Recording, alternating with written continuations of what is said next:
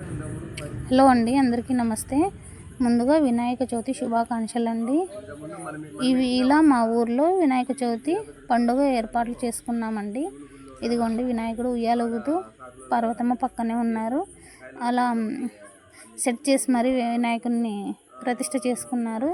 చూడండి, ప్రకృతి ఒడిలో గణపయ్య పార్వతమ్మ అలా పూజలు అందుకుంటున్నారనమాట.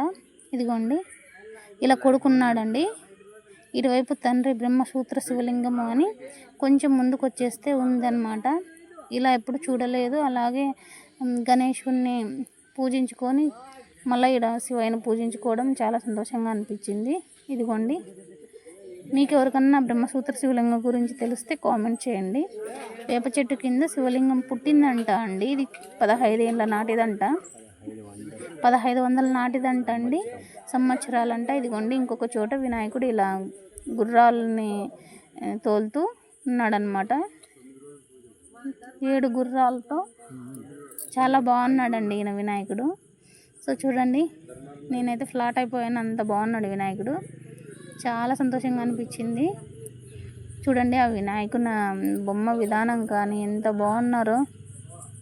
ఆయన హైట్ కూడా చాలా బాగుందండి. చూడండి, కలర్ కూడా భలే కూర్చున్నదనమాట. డెకరేషన్ ప్రాపర్టీ కూడా చాలా బాగుంది. ప్రసాదాలు తినేసి ఇంటికి వచ్చేసామన్నమాట. హ్యాపీ వినాయక చవితి పండుగ అందరూ సంతోషంగా జరుపుకోవాలని, నిమజ్జనం కూడా సంతోషంగా చేసుకోవాలి.